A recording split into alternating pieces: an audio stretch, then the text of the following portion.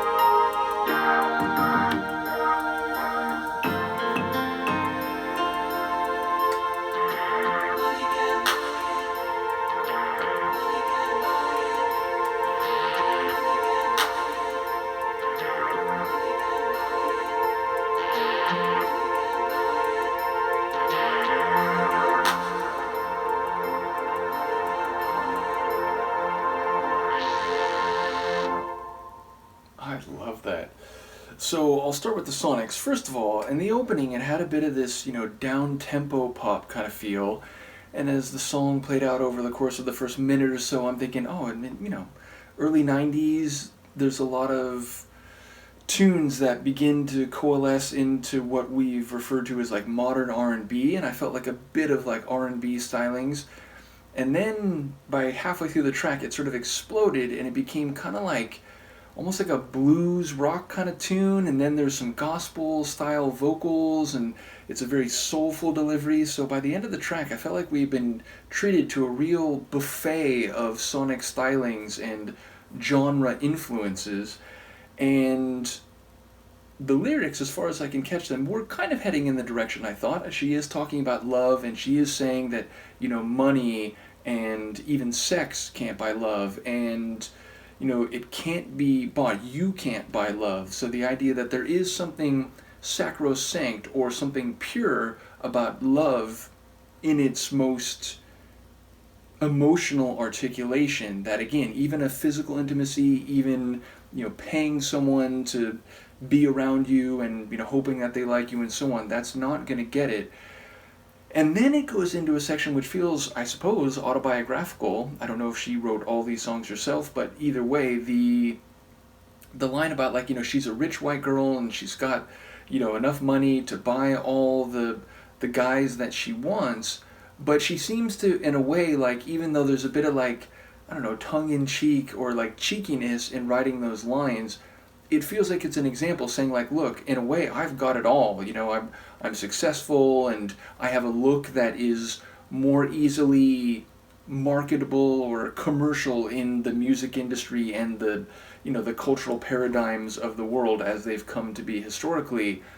And yet even I, if I could have, good-looking young men around me and so on, that's not going to give me love. That's not going to give me a true connection. So it feels like she's kind of like using herself as an example of saying like, I have all the advantages from the start, and yet I can't buy love in a more, again, like strictly material sense.